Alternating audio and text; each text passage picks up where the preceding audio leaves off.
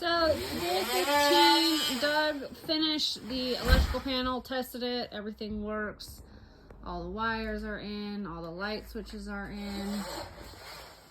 We just have to get our light fixtures. He also framed out our laundry room and got the electrical over here.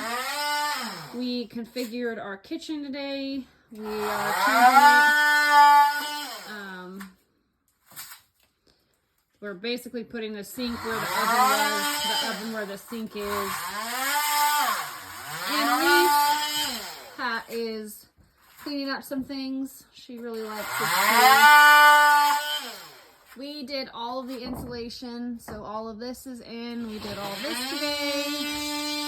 We did all apartment 3 today. Then we finished out apartment 1. This is the back bedroom that we hadn't got done. We did the hallway. We did the bathroom.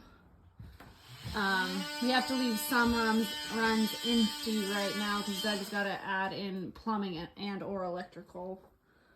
Then most of the kitchen was done.